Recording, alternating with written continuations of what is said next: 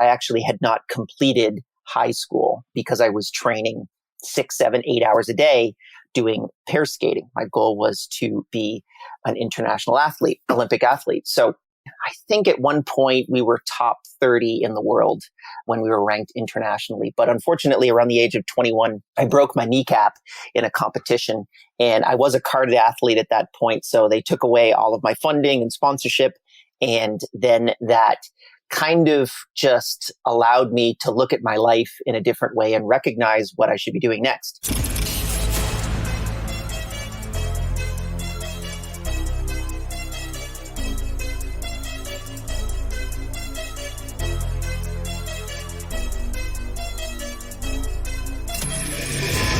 This is the Maverick Show, where you'll meet today's most interesting real estate investors, entrepreneurs, and world travelers, and learn the strategies and tactics they use to succeed. And now, here's your host, Matt Bowles.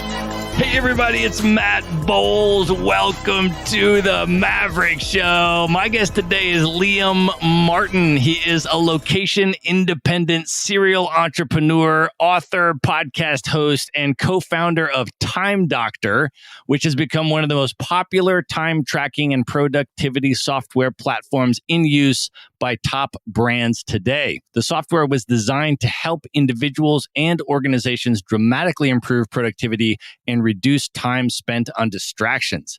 Founded in 2012, today, Time Doctor is a 7-figure remote-first business with over 100 staff working from 32 countries. Liam is also a co-organizer of the world's largest remote work conference, Running Remote, an annual event attracting over 500 people from 40 different countries that teaches next-level actionable strategies and tactics to manage and grow your distributed team. The conference is a gathering of business leaders who share what's working for them in running remote-first organizations, and the goal is to provide education and tools that founders and professionals need to succeed in the future of work. Liam's mission is to empower people to work wherever they want, whenever they want, and his writing on the future of remote work has been published in Forbes, Inc., Fast Company, Wired, The Wall Street Journal, The Huffington Post, and many other publications. Liam, welcome to the show. Thanks for having me, Matt. You know, it's interesting when I've done a lot of these podcasts, and I'm always blown away when people can kind of encapsulate your entire life's work in a paragraph.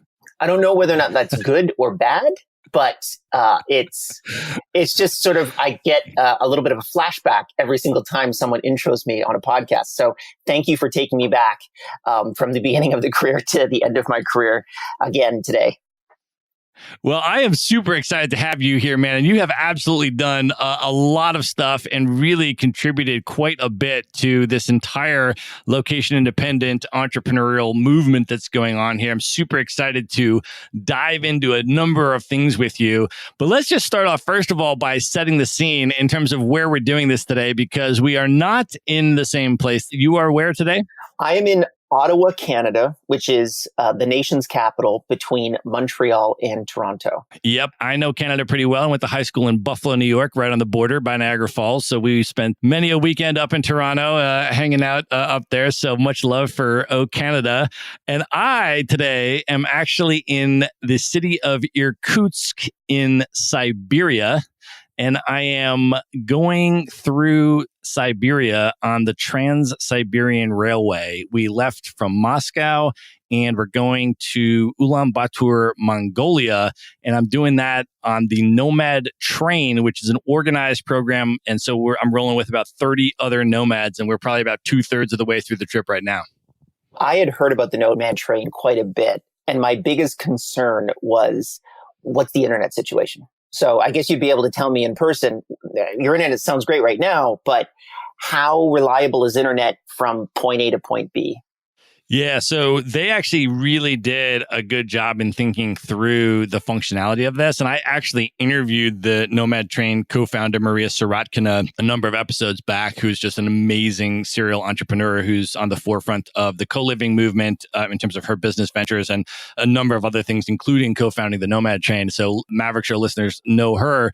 And this is my first time doing the Nomad Train. And they've really given a lot of thought to that question. And so the answer is that while you're actually sitting on the train moving, there's definitely no guarantee that you're going to be able to access the Wi-Fi or the data per se. But what they've done is they've structured in such a way that you do stopovers for, let's say, 2 or 3 nights at each of the major points along the Trans-Siberian Railway. And at each of the stopovers, they have access to co-working spaces. At every single stop, there is a co-working space. And so you have access to the Wi-Fi and all of that. And so you basically, would know in advance exactly what the time blocks are. There's a couple of really long legs, like the longest, there was one train leg that was like 37 hours, but usually they're 18 hours or less, and they include an overnight, so it's not like insane. So you can really schedule sort of your meetings or your calls because you'd know exactly the hours you're going to be on the train versus the hours that you're going to be able to have access to the co-working space. So you could schedule that in advance, and they have broken it up pretty nicely so that people are able to work pretty efficiently, I'd say. It's such an incredibly romantic idea of taking that train across all of Russia, and something that I've always thought about, but it's just been that reliability issue. But yeah, it sounds like they're doing a really great job. I mean, it's interesting whenever I go to some of these digital nomad events, and I've been to quite a few. Sometimes the internet is great, and sometimes, ironically, for a digital nomad, the internet is not ideal. And I mean, for me, I do 8 to 9 calls a day. It's really the core component of what I do with my work. So that was so critical. But it sounds like Nomad Train has really figured it out. Yeah, they're definitely accommodating it and structuring it in such a way that, you'd at least know in advance when you can do the calls and when you can't. So you can do that. But it's been great, and everybody's been having a blast. Super, super fun crew. We got about 30 of us here, real interesting people. And yeah, the train experience is just amazing. I actually recorded a podcast interview on the train while moving from in the train car. We had, just me and another location independent entrepreneur that I wanted to interview, just having a bottle of wine as the train's moving, and we just got the mics out recording the podcast. So it's really been an awesome experience. And are there any kind of interesting characters? Like, I think there's always kind of some drunk Russian guy in the back of the train that's probably running around the cars and all that kind of stuff. Like, that's the romanticism of taking the train like that, right? Totally. There's a lot of local experience that you will get both on the train and in the towns, right? And so what's also cool about the Nomad train experience is that it is run by local Russian facilitators who come with you on the train. So you have fluent Russian speakers with you at all times. And then at each of the stops, you have a local city team, right? 1 or 2 people who are from that local town in Siberia that are taking you on tours, taking you out at night, taking you to the restaurants and the bars and all that kind of stuff. So it's a really cool way to experience it. Man, that's pretty cool. Okay, well, I'm going to go sign up. I love it. We'll drop a link, by the way, in the show notes for anybody else that's interested in the Nomad Train, and give you a little discount if you want to come on it. But it's been an awesome experience. So, well, let's jump into this, Liam, because I want to turn the tables here and learn a little bit about you. And let's just start maybe with your journey to entrepreneurship. A couple interesting things as you and I were having some of our preliminary discussions that stuck out to me. One is that you and I actually share an academic background in sociology, which I thought was awesome and amazing. So I'd love to hear sort of, how that factored into your life trajectory. And then you also mentioned to me that you were a competitive pairs skater. And so I would also love to hear about that, and maybe just, starting with that, where you grew up, the role that skating played in your life, what that meant to you, and then, how this whole journey eventually led you to location independent entrepreneurship. Sure. So very quickly, I mean, around the age of 12, 13, as we had already talked about before, I'm Canadian. And in Canada, you do one of 2 things. You either play hockey or you figure skate. And around 13 years old, they offered me the opportunity to be able to skate around with a whole bunch of cute girls with short skirts. And I went for that option for some weird reason. And we ended up doing quite well. I was probably, I think at one point we were top 30 in the world when we were ranked internationally. But unfortunately, around the age of 21, I broke my kneecap in a competition, and I was a carded athlete at that point. So they took away all of my funding and sponsorship. And then that kind of just allowed me to look at my life in a different way and recognize what I should be doing next. Thankfully, I got in on a prayer into university because I actually had not completed high school because I was training 6, 7, 8 hours a day doing pair skating. My goal was to be an international athlete, Olympic athlete. So got into university. And the interesting thing about competitive sports, which I didn't recognize, is it creates such a sense of discipline inside of people that, and I had such a huge chip on my shoulder because I had not completed high school. I ended up doing very well academically and ended up getting very good marks my undergrad and then going into graduate school at McGill University, which is in Canada. It's one of the top schools, probably about a top 30, 40 school in the world. So ended up doing that. I had been in university for, almost 10 years before they ended up giving me my own class. So most graduate students towards the end of their career, they start teaching classes. And this was really kind of my goal of the last 10 years of education. I wanted to enter academia, ended up teaching a first year sociology class, started off with about 300 students, and I ended the semester with a little bit above 150 and getting some of the worst academic reviews, professor reviews in the department's history. I remember walking into my supervisor's office and I said, I don't think I'm very good at this. And he said, no, you're not. And I said, so what should I be doing? And he said, you got to get really good at this teaching thing because you're going to be doing it over the next 20 to 30 years. So either get better at the teaching thing or figure out something else to do. So 4 weeks later, I threw a master's thesis under his door. I walked away from my PhD and I was out into the real world. And that actually turned into my first remote first business, which was an online tutoring business. So I realized that it was a lot more cost effective to be able to tutor kids on Skype than it was to be able to tutor them in person. And that grew to dozens of tutors throughout North America and Europe. And the problem that we were having inside of that business, which was doing well, it was doing about $500,000 a year.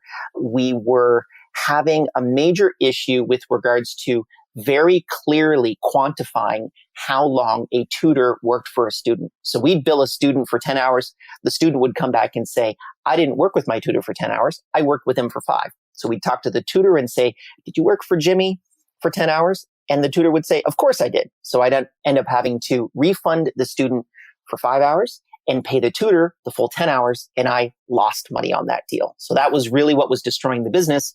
Enter Time Doctor, which was the tool to actually completely solve that problem. Basically, it's a time tracking tool specifically built for remote teams that totally solved that issue. So I started that software company with my co-founder, Rob.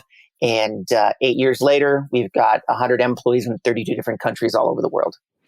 Wow. So can you talk a little bit more about the development of Time Doctor and what your process was as an entrepreneur in terms of, solving your own problem there, but then what was that process like to build that, to think through all the different aspects of that, and then to actually deliver the product that's available today? And maybe you could explain a little bit more about what the attributes of it are today. Sure. So number one, before you even get started in a software product, you've got to scratch your own itch. That is so important when building a software product because you're going to be living with this thing for years. There's going to be some dark times in terms of building a software company. And you have to have the passion to know that this is a problem that I had that was so deeply ingrained in me. So I'm very happy to be able to go through all this crap to be able to get to where I want to be. So that's number one, make sure that you're scratching your own itch. So with regards to Time Doctor, for us, it was that problem that I had inside of that first business. I knew that if I had a tool like Time Doctor, I could have probably taken the business to 4, 5, 10 million theoretically, but I was stuck at that sub-$1 million mark just because I couldn't equate for these lost worked hours. So what basically Time Doctor does is I'm currently doing podcast with Matthew right now as a task inside of or on my computer.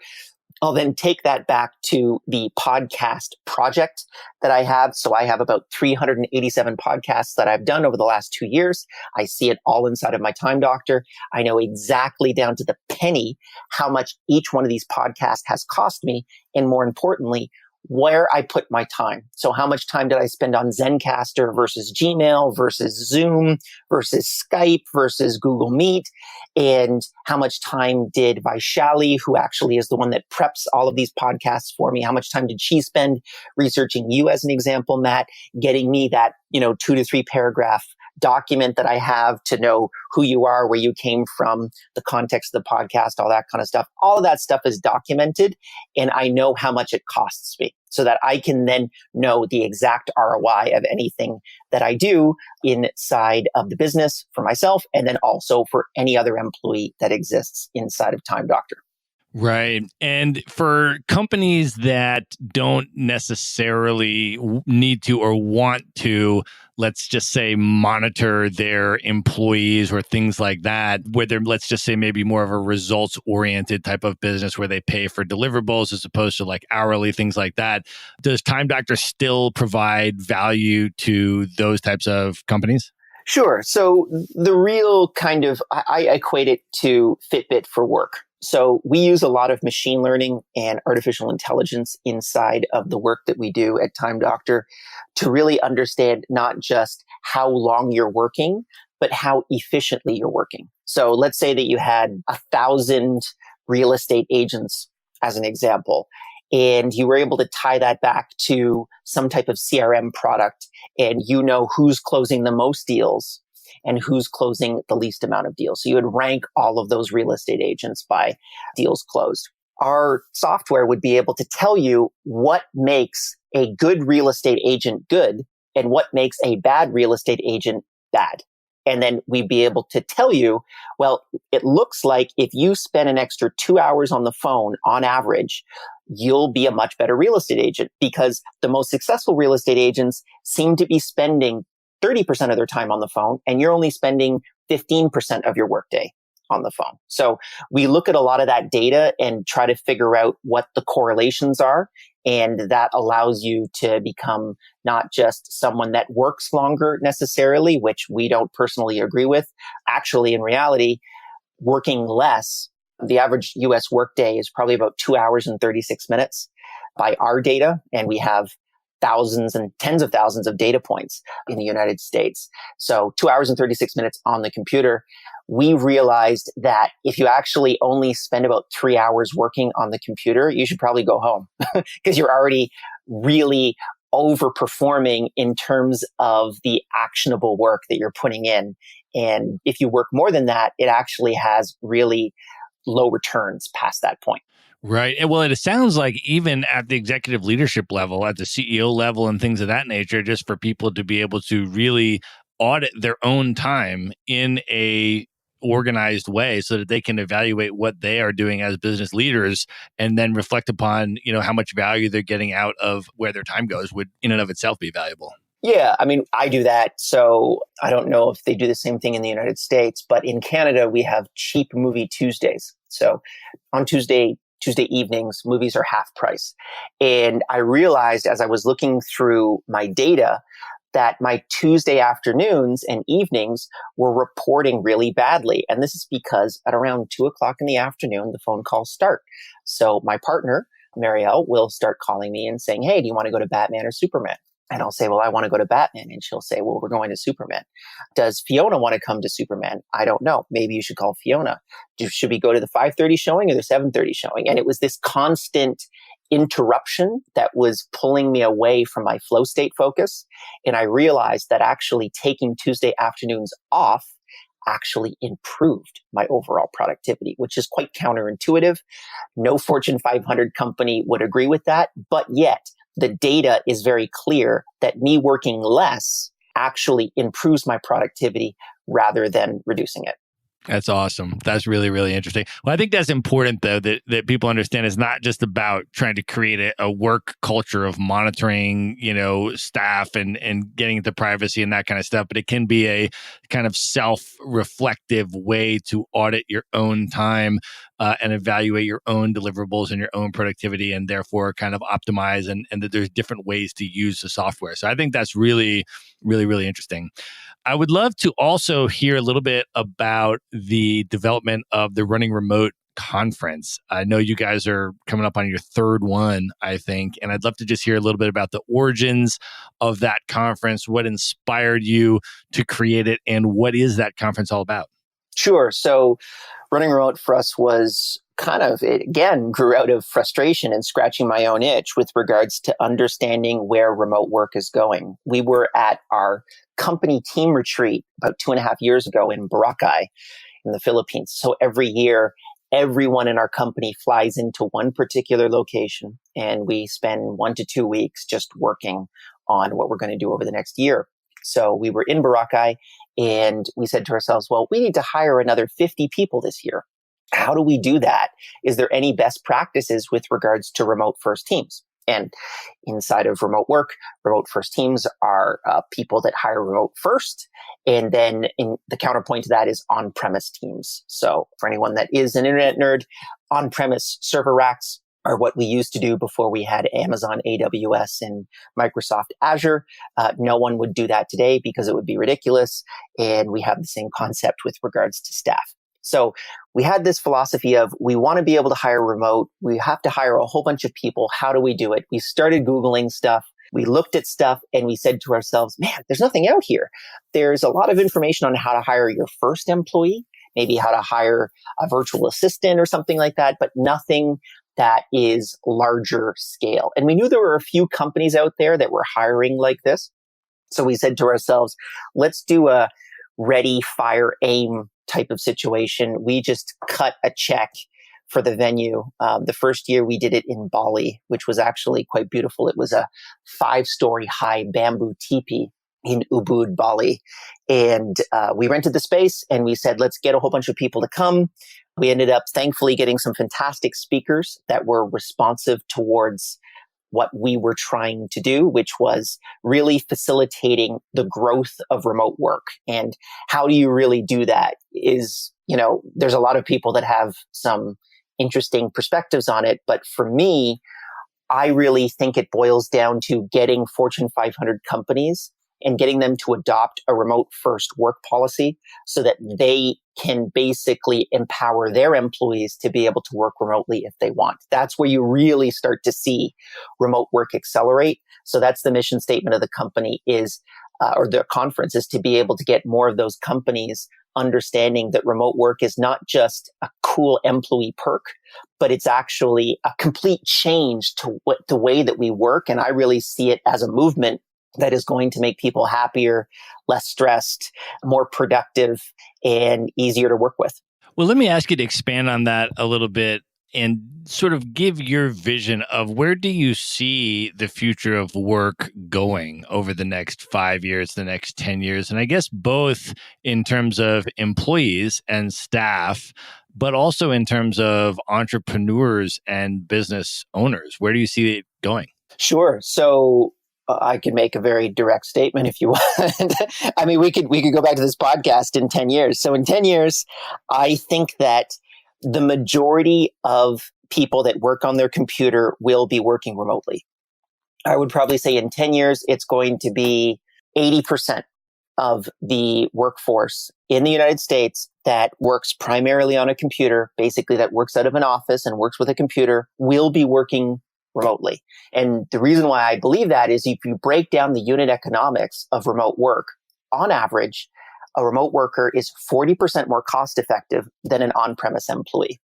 And that's a little bit more difficult to kind of tunnel into those numbers. When you look at it, a remote worker on average is about 22% more productive than an on-premise employee. And the other factor that not many people know about, which is really important for an employer, is that remote workers have a 30% higher retention rate than their on-premise counterparts. Do you know what the number one reason for someone quitting their job is at any type of, office job? What is it? It is that they have a disagreement with their manager or their boss. That's the number one reason why people quit. It's not about the pay. It's not about the environment. It's not about, necessarily their coworkers. It's their manager. They don't like their manager or their boss. It's inter-office politics, and remote work significantly reduces that, therefore making people happier, therefore increasing their retention. Whenever someone quits their job or you fire them in the United States, it costs on average $42,000 to replace a lost employee. So when you boil down the unit economics, they're 40% cheaper on average to be able to hire. And I see this catching on throughout the entire work industry. I think as of right now, we're probably not in it, but within the next 3 months, we're going to be in another economic depression or recorrection in terms of the global market. And that's when I think these large corporations are really going to understand that, man, we've got to cut costs. Do we cut people, or do we actually restructure the way that we're working? Let's try this remote work thing. I think it will be successful. And that's when it's just going to take off. So in doing 3 of these conferences and interacting, so, immersing yourself so deeply in this space and studying this so deeply, can you just talk about, for the location independent entrepreneurs or the aspiring location independent entrepreneurs that are earlier stages of their business ventures, can you talk a little bit about any tips that you have for building and scaling remote businesses, how to think about that in terms of hiring and managing remotely? Sure. So I think the most important thing that I see when I deal with clients on the Time Doctor side, and then just interacting with companies on the running remote side, is you need to have your processes in place. So remote businesses have to act like big businesses faster. So any Fortune 500 company, if you have 1,000 employees, you have standard operating procedures for absolutely everything. But if you have 10 employees, you probably don't have a lot of your procedures in place. However, if you're remote, you have to actually do that. You've got to put together your SOPs, make sure that they're solid. And that sounds really overbearing because, I'm a small business owner. Maybe I'm doing $1 million a year as an example in my business and turnover. I don't have time to be able to do those types of things. Well, there's a couple solutions for that. Number one, just use something like Google Docs. It's super easy to get started. I usually look at what are the biggest time sucks on my day? How can I turn that into a process and then actually document it, digitize it, and then give it to somebody else, delegate it to somebody else so that they can do it for me. That then pulls maybe an hour, 2 hours off of my workday.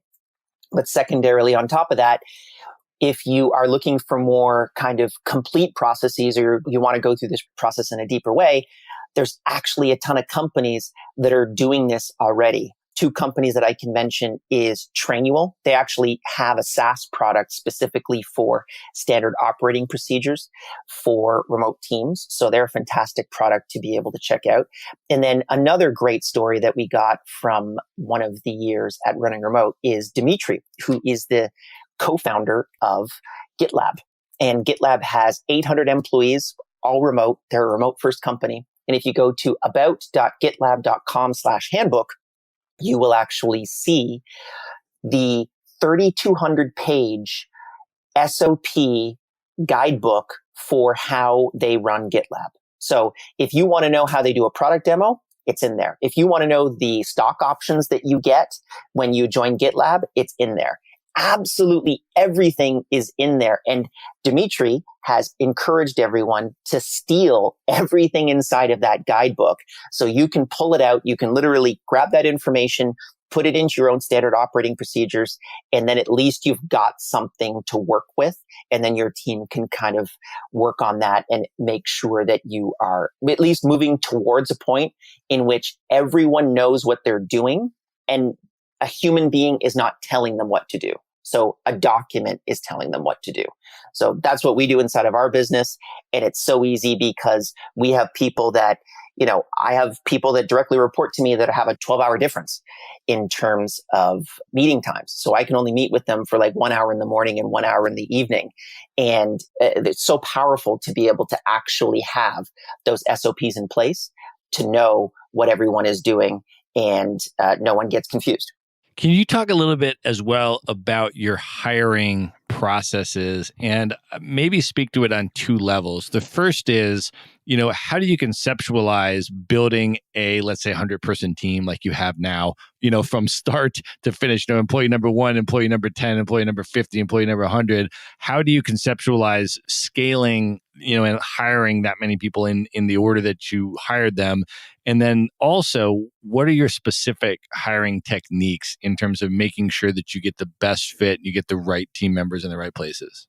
Sure. So that's a lot, but we can go through it very quickly. So when you're at like 5 people, that's like your founding team. You don't really need any standard operating procedures or anything like that. It's just you should be chatting with them almost every day.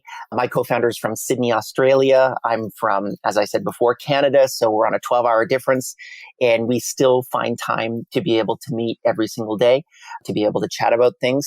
So have that team in place, have them really close knit. Once you enter 10 employees, that's when you're going to start to see different roles really start to pop up. So you can maybe start delegating some things inside of the business. Once you're up to 50 people, you've really got to have all your standard operating procedures in place. If you don't have those in place, you're probably never going to make it to 100. And then once you're at 100, 100 to 150 is what they call the tribe number. So that's when you stop. And this is just unfortunately inevitable. They stop being names and they start becoming roles or just numbers. So everyone needs to have very clear metrics and KPIs so that they know what they're doing. They know what their definition of success and failure is. And then you can basically monitor that from a quantitative perspective. In terms of hiring, I mean, that process is relatively easy. There's a couple differences between remote and on-premise hiring. We use a tool called Breezy, which is actually really easy. It's just a simple application tool. So whenever we have a new job posting, we actually do have a new job posting that I'm currently working on this week, which is for customer success. We will go out to all of our different job boards, Flex Jobs, Remotive, We Work Remotely, Tiny Boards, everything that's like a remote first job board. We'll put the posting on, and then it all folds into Breezy so that all the applicants are in our project management system. We do not proceed with a short list unless we have at minimum 100 candidates that have applied. We just know that we're not going to find the quality of person that we're looking for if we don't have at least 100 candidates in the queue. And I'm looking at my current customer success posting right now, and we have 121 candidates, and it's been 3 days. So we're definitely in that place. So the actual HR director will do an initial review of all of the candidates. Then I will do a review for culture. So we usually, before we even look at the candidate, and a lot of the times we actually remove their names from the application process because that will inevitably bias you. There's a lot of data to be able to back that up, but we look at what have they done that's interesting, and more importantly, show me an example of critical thinking, because we work in a tech startup and you need to be able to think critically and adapt to different situations. So that's basically our culture fit. The other obvious one that we look at is, do they like remote working and are they okay with it? I remember I actually had an interview with a guy who was a fantastic salesperson.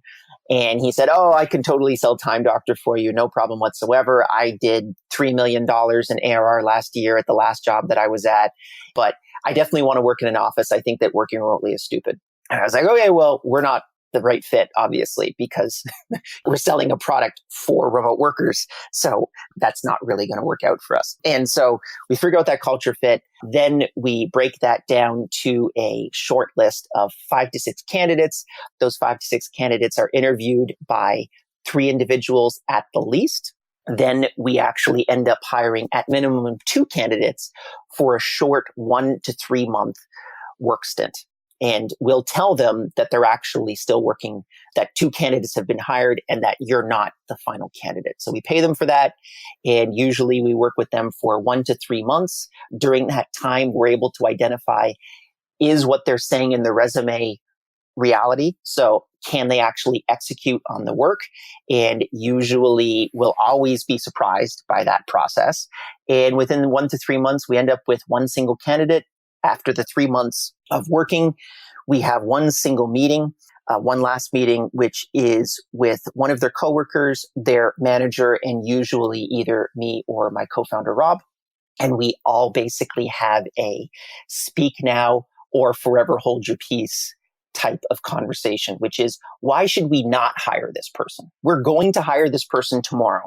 Can you tell me something right now that should stop us from making that decision? And then if everyone doesn't say anything and they say that they're great, they're hired and they're a full-time worker inside of Time Doctor. Awesome. That's really an important and comprehensive process. So thank you for sharing that. Let me ask you, and just to expand upon the concept of company culture that you mentioned, and I'd love to hear what company culture means to you, and also how you see the concept of company culture evolving from what perhaps it meant in a traditional office space to what it means in a completely remote company, and any tips you have for remote entrepreneurs on the importance of company culture and how to build it in a remote environment. Sure. So this is actually something that I talk about quite a bit because a lot of people ask, they talk about culture all the time, but they don't actually know what it is. And so you're a sociologist, so am I. So culture from a sociological perspective is a shared collection of activities or things that you do that other groups don't do. So my definition of it is what would appear weird to other people that seems like a regular thing to you. So we work remotely.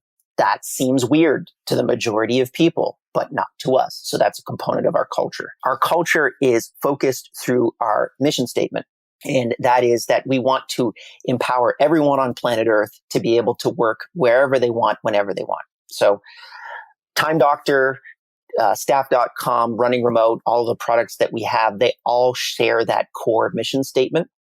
And if we get to a point in which everyone on planet Earth has that capability, obviously our work is done as a company and we can all go home. So anyone that doesn't believe in that mission statement is really not someone that aligns with our culture, unfortunately. And we've had to make a lot of difficult decisions that have been really problematic towards the long-term trajectory of the business, or at least our perceived long-term trajectory of the business, because of culture. So we've had to let go of salespeople that just really didn't believe in what we were doing, or development people. Or we had a guy that was a relatively new hire that ended up going to one of our team retreats. And I think he had been hired for about 5 or 6 months. He went to one of our team retreats. He really didn't like the team retreat. He wasn't really getting along with everybody. We kind of sat down and did a meeting with him in person. And within that hour, we realized that he shouldn't work in the company. We both agreed that he shouldn't work in the company, and we flew him back home. Those are the examples. You need to be able to get people on the bus and off the bus. And then the bus is, your culture. You need to know, are these people aligned with the weird things that you do and the mission that you have outside of just getting a check? So another thing that I did earlier on, which we don't really do at this point any longer, but it was really great to kind of align people culture-wise, is within the first 3 months when we were working with somebody, we would just offer them cash to quit. So we would say, like, how are things going? You've been working with us for 3 months. What do you like? What do you not like? What do you think about remote work? What do you think about the company that we're building? These types of things. Okay, great. So here's the deal. Do you want to keep working for us, or do you want me to just give you $5,000 right now and you can leave? And we actually had 2 people take it, which was pretty funny out of like the 60 people that I've offered it to. But that's great because that actually gets those people off the bus. So if you want to take the $5,000 now versus what we're trying to accomplish, and you're not excited about that, or you're not excited to the degree to which you wouldn't take $5,000 to be able to keep working on this project, then we don't really want you working inside of the company. Wow. Can you also talk a little bit about how your teams collaborate across 30 countries, all different time zones? What sort of project management infrastructure and, collaboration do you have and have you built in your company? So we collaborate very, very carefully. It's actually quite hard, to be honest with you, to collaborate across 32 different countries. So we've broken now into cells. So we'll have a lot of our development is located in Eastern Europe, as an example. And a lot of our sales is located in the United States. A lot of our support is located in Southeast Asia. A lot of our email marketing is located in Europe and Africa. So we kind of are almost like compartmentalizing different departments so that there's more overlap. But at the base level, we all do video calls. So really important to be able to do as many video calls as humanly possible. I have a hierarchy of communication for remote teams, which is in person is better than video. Video is better than audio. Audio is better than instant messaging, and instant messaging is better than email. So we want to be able to always move up that chain and hopefully never roll down that chain. So if there's 10 messages that are exchanged on Slack, as an example, I will immediately try to turn that into a phone call as quickly as humanly possible. Because for me, I want to be able to make sure that we are moving the conversation forward. Because a lot of the times, these little instant messages, emails, these beeps and bops that we get pull us away from our flow state focus, pull us away from actually being in the zone and doing the deep work that we need to be able to move the business forward. So in essence, communication needs to happen as quickly and as efficiently as humanly possible. And that usually ends up meaning moving up that communication chain as quickly as possible as well. Awesome. Liam, I'd like to ask you a little bit more specifically about your sales team and any tips that you have for how remote entrepreneurs, in particular business owners, should think about building a sales department, anything from creating the right sales compensation structure, hiring the right salespeople, and then especially managing and optimizing a remote sales team. Yeah, I think I've failed at building a sales team quite a few times, actually. I think it's probably cost us at least a couple $1 million over the last couple of years in sort of like false starts. And I think we've got a model right now that's actually pretty good, that's working quite well. But there were some very unique challenges towards building remote versus building kind of an on-premise sales team.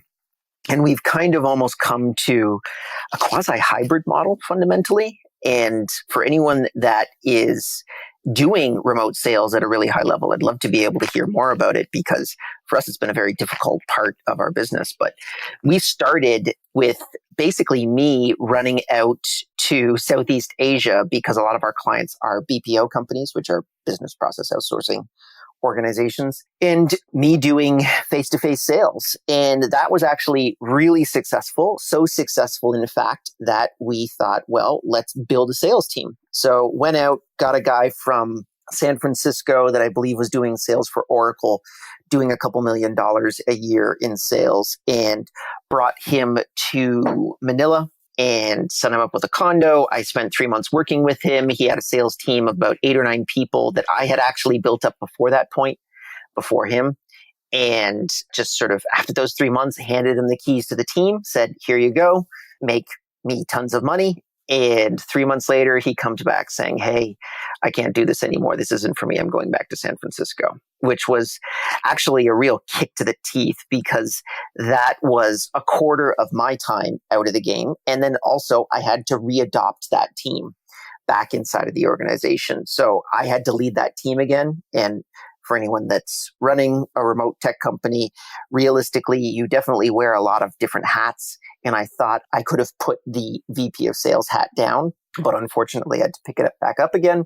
Worked on that for about 3 to 9 months. We tried different team leaders inside of that organization, tried a lot of different methods. And then we basically boiled down to the current team leader right now, which is Mick.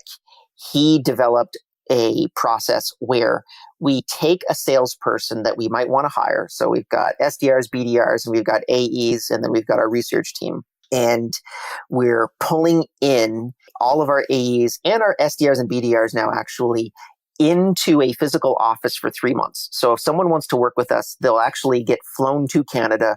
They work with Mick personally for 1 to 3 months, and they either need to hit their quota. Actually, so there one of two things will happen. Either you're going to hit your quota and go back to your country of origin within 3 months, or you will not hit your quota. You will go back to your country of origin within 1 to 3 months, but you won't have a job. So their goal is to actually hit quota in front of Mick. And then once they can hit that quota, then we send them back to their country of origin and they work that particular territory. That has seemed to have worked for us up until this point. But it's, again, sales are one of those things where we originally have a self-serve SaaS. So our lifetime value is relatively low. It's only a couple $1,000s. So it's a difficult model to run a sales team off of, but it has been working because of this new tweak that we made, which was really doing that face-to-face time with that salesperson. And then once they can work successfully in front of Mick, then we know that we have the confidence to be able to send them back to their country of origin. And generally, they keep their quota after that point. When you say territory, are they selling remotely or do they have an actual geographic territory within which they're selling? So they are selling remotely in the sense that they're all selling from their computers, but they have a territory based off their time zone. So that's the way that we do it. Got it.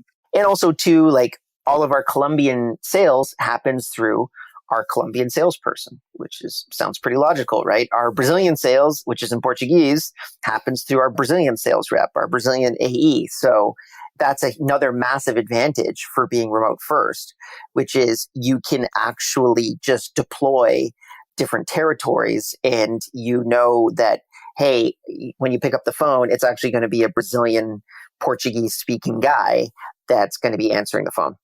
Right. And can you talk a little bit as well about how your sales and marketing teams work together in terms of generating the leads for the salespeople and what types of marketing tactics are working for you right now? So, yeah, I think it would be a little disingenuous to be able to say that we have lightning in a bottle. About 70% of our business is through referrals. So that is, and if you're not there now, then how do you get to that? Which is probably the question that you really want to get to. So we've really overcommitted on SEO. Maybe not overcommitted. Our biggest funnel is SEO right now.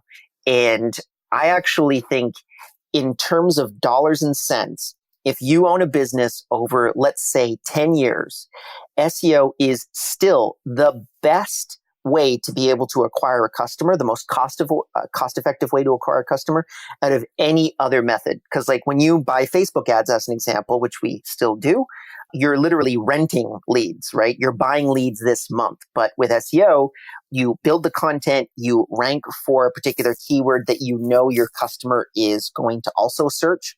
And then you basically pick up those dividends over the months and years from that particular keyword. So it takes a while to be able to set up, but once it's up and running, it really does produce fantastic dividends. Outside of that, I mean, we have the Running Remote conference. So I actually think conference marketing right now is pretty hot. And if you have the free cash to be able to commit to it, it's a big commitment. We had, I believe the first one cost us $200,000 to start, and we ended up breaking even, but that's a big commitment to be able to start out. And if you don't have that type of cash, I would definitely have it in reserve. But the conference has been another way for us to be able to build out partnerships with even larger partners that wouldn't have really spoken to us in the first place, that now speak to us because we run a conference on remote work. Can you share any specific SEO tips for business owners that want to improve their SEO strategy or they want to deploy more resources towards SEO per the advice you just gave? What tips do you have for effective SEO strategies? Sure. So there's actually an entire free amount of content that we give away at youtube.com/running remote. I believe it's about 3 hours of me and my content editor sitting down and breaking down everything that we do. But I'm going to give you kind of the short version, the 5-minute one, which is we make sure that we've structured the team properly.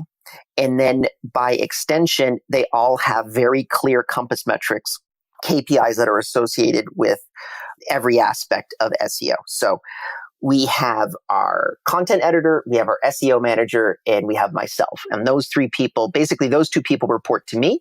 And then every month we get together and we build out all of the keywords that we're going to deploy over the next month. So we're always about a month ahead. We take those keywords. We know, number one, can we actually rank for them? So we use a tool called Ahrefs, Ahrefs. to be able to check all of that data. Or could we rank for that keyword? Anything that has a keyword difficulty of below 20, and it's out of 100, we can usually rank in the top 10 for. And then also, is this a keyword that our customer is actually going to search for? So recently we just ranked number 1 for virtual assistant companies. So if you run a virtual assistant company, you probably are going to want to use Time Doctor at some point. So that's definitely a keyword that we would spend time working on. So we write all of those articles up by our contract writers. We usually have, I think we have about a dozen contract writers right now. We put out bounties for all those keywords. They write those particular articles. At minimum, it has to be 3,000 words. Realistically, it has to be more than 3,000 words for it to really rank well in the search engines. Then once that's done, we take it to our linking team. So our researchers use Ahrefs again, and they identify 500 linking opportunities at minimum for a keyword. The way that we do that is we grab the top 20 results off the SERPs, which is search engine results page, which you type in a keyword like virtual assistant companies and you look at all of the people that are on those pages. We not only grab the people that are on those pages, so we basically turn those 20 SERP links into email addresses. We also grab all of the people that have linked to that page, and we grab all of their email addresses. So those generally work out to about 500 people. Then we throw that into a tool called BuzzStream. BuzzStream is basically like a social CRM. So if I've interacted with you before and someone else actually wanted to reach out to you, once you type in that email address or that URL, you could actually pull in that context so that we know that we're not kind of stepping on each other's toes.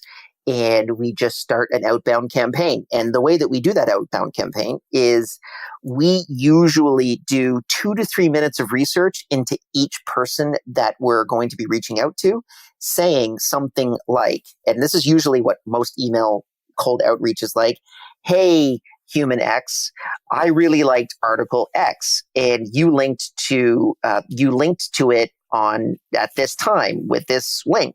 You should link to my thing. It's better. That generally doesn't work. You're probably going to get a success rate of between 1% to 3%, which actually is not that bad. Our success rate is 10 to 15%. And the way that we do it is we usually say, hey, person X, we saw that you linked to this article from this article, and we would love it if you could link to our article. We've actually already prepped the link or the paragraph that you can add inside of your article. We also saw, based off of your site, that you're really trying to rank for this particular keyword. And we can actually rank for that keyword because we already have an article that we think is co-associated with the article that you want to rank for. So we already went ahead and we put in a link for you. So we've literally given you a link. You can check it out. Here's the page. Here's where we link to. We are a DR78 site, which is a very powerful website, and we'd love to be able to work with you. And that usually gets a much higher response rate because we've given them something before we've asked for something, which is a lot more transactional. And a lot of SEOs will say, oh yeah, okay, well, these guys actually linked to me. Of course, I'm going to link back to them. Once all of that stuff is done, the way that we measure that is through our linking team. We have a metric, which is cumulative domain authority. So if you run an SEO team, and you just tell people, get me backlinks, they can absolutely do it, but it's going to be for DR 10 to 20s, which is basically, it's a measurement of how important your website is. 100 is Google, 1 is a brand new website. So they're going to get low difficulty websites to link to them. So that's actually a pretty bad measure. What we decided is we're going to actually add in the domain authority as the way to measure success. So if you get a link to a DR 10, that's 10 points. If you get a link to a DR 86, which I know we just got yesterday, which was from Salesforce, that's 86 points. So we add up all those points and we basically run it like a sales team. At the end of every month, someone gets a bonus for the highest cumulative domain authority. That's about it. The much longer version is actually on youtube.com/runningremote, where we have the entire course, but that's it in a nutshell. Awesome. Well, we will link up to that full video on YouTube in the show notes. So folks can just go to themaverickshow.com and just go to the show notes for this episode, and we will put up the entire extended video there. I know that I'm definitely going to go watch it myself for sure. So we'll have that linked up in the show notes. Can you talk a little bit more about the Running Remote conference, the next one that you guys are going to do? Where is it? When is it? Who is it for specifically? Who should attend? And what will they get out of it? Sure. So next one is going to be end of April in Austin, Texas. And I've learned that you really have to define who your customer is not before you really figure out who your customer is. So this is for building and scaling remote teams. So you're not going to learn anything about being a freelancer or being a digital nomad. This is very specifically if you manage remote employees or you're interested in switching over to a remote first work policy. This is definitely the conference for you. And we're going to be talking about a ton of stuff about how to hire people, how to make sure that they're happy, remote company culture. We're also going to shine a lot of lights on big stories connected to remote work to show that it's possible. Last year, as an example, we had Marcy Murray, who's the director of support at Shopify, and she talked about how she went from 0 to 2,000 remote support reps in under 3 years. She had no remote work experience whatsoever, and they went to, in essence, what is now a remote first company. A lot of people don't know this, but like Shopify has many more remote employees than they do employees in an office. So it's not just for small businesses, it's for much bigger businesses. And I actually see this conference as a meeting space for what is going to be a massive shift in the way that we work, which is working remotely. So if you want to kind of understand that trend before it becomes something that everyone has to do, this is definitely the place to get your crash course. Awesome. Well, we're going to link up to that as well in the show notes. So you can just go to one place and get all the links to all the stuff that we're talking about, including all the details on the upcoming Running Remote conference. Liam, I also want to ask you a little bit, just to sort of switch gears here. I want to ask you about travel. It's my favorite subject, man. I love it, man. There's different ways people can exercise their location independence. Some people just choose to work from home, but some people choose to travel the world and see the world. And I know you have done a lot of traveling. And I want to just start off with a macro level question and just ask you to begin with, why do you travel? What do you get out of it at this point in your life? What does travel mean to you? Oh boy. I can tell you what just came to my head immediately, which might sound a little weird, but I think it makes me less of an asshole. I think it makes me a more interesting individual that is not just stuck in my little slice of culture, which is Canadian culture. I'm able to expand out into different ways of looking at problems, different ways of dealing with issues. I think that travel makes you it adds more layers to your onion. And I think that those types of people are generally people that I like to spend a lot of time with. And I think that they think deeply about issues. They think about issues from multiple perspectives. And I generally like hanging out with those people. So I'm realizing, well, wouldn't I want to hang out with myself more often? You know, if I was a person thinking in a party, I'd really want to hang out with someone that's been to 60 countries as opposed to someone that's been to 2. And so that's kind of the gift that I think travel gives you, is it makes you a more interesting, and I might even say kinder person. And how are you currently structuring your lifestyle in terms of travel cadence, how much you're traveling, how long you're staying places, and how are you selecting the places that you're going? So I would use 2 methods for that. I do a lot of small trips for work. So I think I'm going to be in Ireland. I'm going to be in Dublin, Istanbul, Cairo, San Diego, and Vegas over the next month. Just kind of 2-day zips. And that's for work. But then I can get a little bit of a taste of that environment, figuring out whether or not I want to be there longer term. My long-term commitment is I spend at minimum 3 months, usually in the winter. So we start around January and we end around March, April in another country. Last year, I think we did it in Playa del Carmen in Mexico. The year before that, I think it was Bali.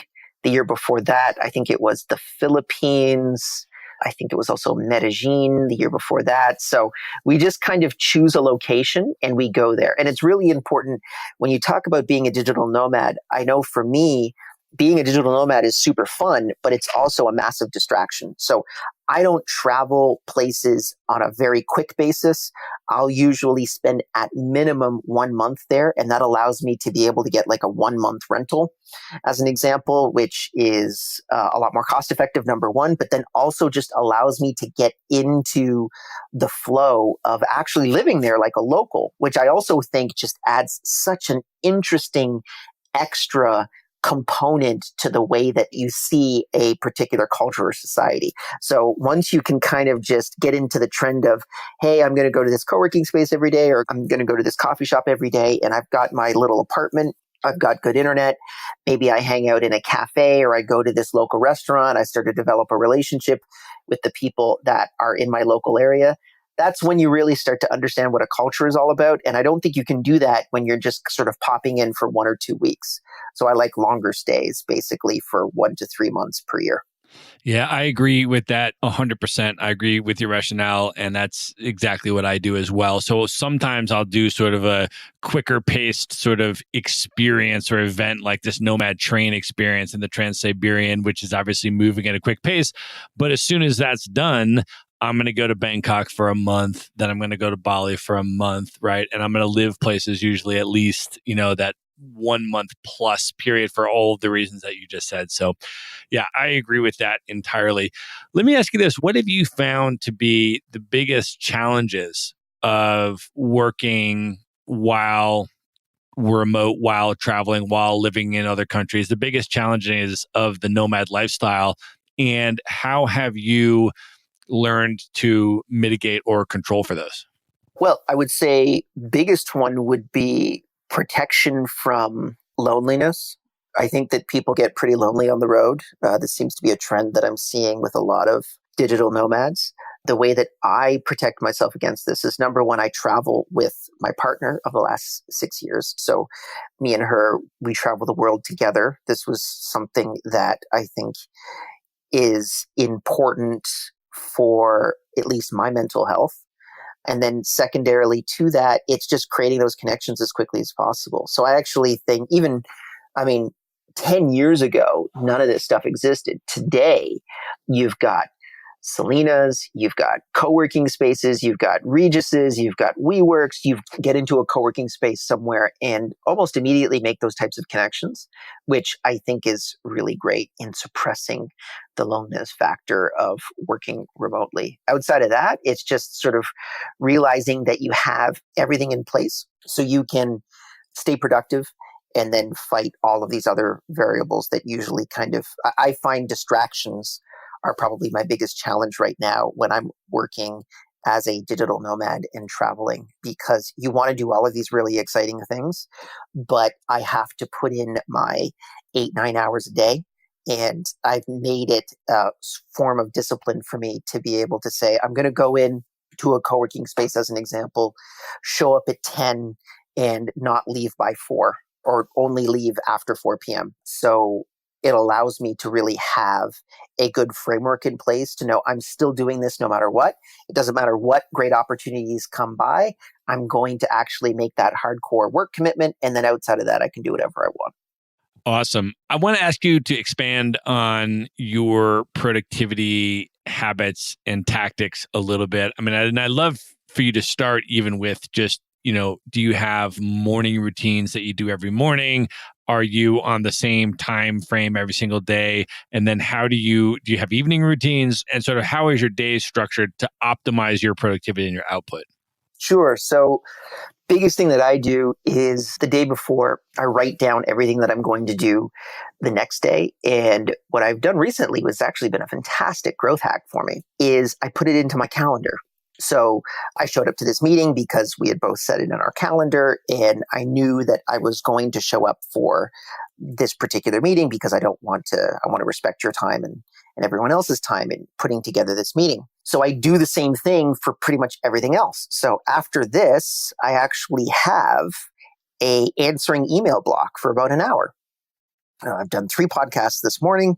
I did our company all hands meeting at 7 a.m. I did 3 podcasts, which is you're the last one for the morning.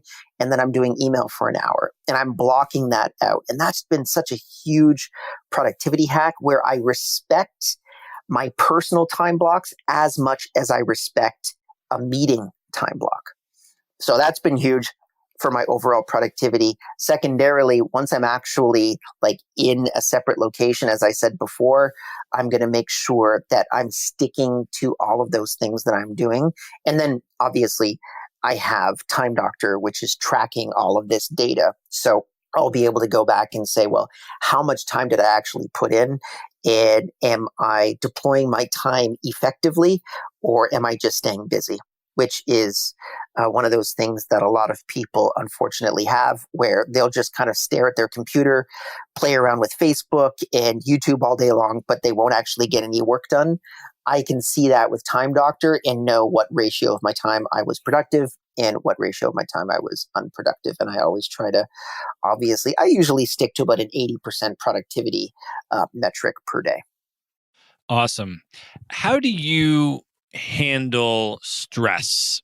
I guess both in your personal life, but also particularly in business and as an entrepreneur. Any business owner is quite familiar with this concept of the entrepreneurial roller coaster, and things go up and then they go down. And so when you have a major business setback or you have something that is really stressful, how do you, one, manage and handle stressful situations and stressful moments? And then 2, how do you approach a business problem or a setback? Okay, so outside of like Lagavulin and crying, I think it's really important to not put all your eggs in one basket. You need to be able to make sure that your self-definition as a person is not just one-dimensional. So if Time Doctor is down, as an example, and we haven't hit our quarterly targets, then am I really down in the tubes about that? Or am I thinking to myself, well, running remote is actually doing quite well. That's a high point. Or, hey, you know what? I was really good at doing squats this month and I hit a new PR, as an example, in my squatting at the gym. You need to be able to have all of those different variables in place to protect yourself against one thing going wrong, because something will inevitably go wrong. And you just don't want that to be your world when it does go wrong. Outside of that, I use critical thinking. That's probably one of the best frameworks that I've encountered for understanding how to get out of difficult situations. Just Google critical thinking framework and you'll probably be able to go through that entire process. But one of the biggest ones is like, what assumptions am I making from my conclusions? So I always think about that when I have a problem that's happened inside of the business. Why did this campaign not work? What assumptions was I making inside of the conclusions that I made that were incorrect? And can I study those and understand whether or not maybe some of those are not correct? Maybe they are incorrect conclusions that I'm drawing on. And I need to change that to be able to be more successful. Outside of that, just keeping a happy perspective, making sure that you have people around you that can keep you up. Because a lot of times when you look at entrepreneurship, I mean, you are the person that's running everything. I'm responsible for 100 different employees and their salaries and their well-being and their families. So it's a very important responsibility, and it's important to counterintuitively not necessarily get it down to let bad things get you down too much when you end up having something negative happen inside the business. Awesome. All right, Liam, at this point, are you ready for the lightning round? Sure, yeah, I'm all set. Let's do it. Let's do it, man. The lightning round. All right, what is one book that has really influenced you significantly over the years that you'd most recommend people read? Peter Thiel's 0 to 1. It is the best framework you can think of for building a very large business. And you should definitely read the book, but the idea that exponential businesses are the only ones that you should build is such an important thing if you want to build a tech product. So figure out a big blue ocean of customers, something that's very, very different, and then completely dominate that market and become the number one player in it. All right. If you could have dinner with one person who's currently alive today in any field, any person currently living today, who would you choose and why? It's going to be kind of funny, but it's Peter Thiel's business partner who wrote 0 to 1 was Elon Musk. So they both built PayPal together. I would have dinner with Elon Musk. I actually think he's the Da Vinci of our time. He's not the most sociable person from what I've read and seen about him, but I think he thinks about things in a way that no one else is currently thinking of. His first principles concept is such an important framework that I use quite a bit in understanding how to do business. And I just love his vision of the products that he's building and the companies that he's building, because I think he's solving a lot of the world's problems. I think in 1,000 years, no one will really know who someone like Steve Jobs was, but we will remember who brought us to Mars, made us energy independent, and moved the world off of gas cars to electric cars. All right. If you could give one piece of advice to your 18-year-old self, knowing everything you know now, and you could go back in time, what would you say to 18-year-old Liam? So I know everything I know now. Right. Okay. Liam, there's going to be this thing called Bitcoin. Buy as much of it as humanly possible. And at around 20, once it gets up to about 15,000, 16,000 US, sell it all. That's the piece of advice that I would give to myself. Amazing. That's amazing. That's a great answer. All right. We're going to leave it there. That's an awesome answer. That is a very creative way to approach the question. I love it. All right. We're going to close it out with a few travel questions. What is one travel hack, or it could be even a travel item that you always bring with you on a trip? Either way, one piece of travel advice. I'm going to be a two-parter.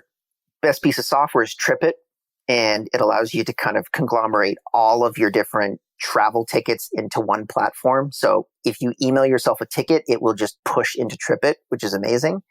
The tool that I use the most for travel, which I've loved, is my Anchor USB-C 20,000 milliamp hour backup battery. It charges not only my phone, but it also charges my MacBook Pro through USB Type-C. And it will give me, with a fully charged laptop, it's probably going to give me about 30 hours of work time. So there is no international flight I've taken that has beaten this battery yet. It's the best physical battery to take with you. Awesome. All right, Liam, what are your top 3 favorite travel destinations that you've ever been to? I'd say number 1 is Ubud, Bali. It's so relaxing there and very spiritual, but I'm not a very spiritual person, but I loved Ubud. The lifestyle is very relaxed. Second top location is, I'd probably say Montreal, Canada. One of the best places in the world, in my opinion. That's why I spend a lot of time here. Third location would probably be,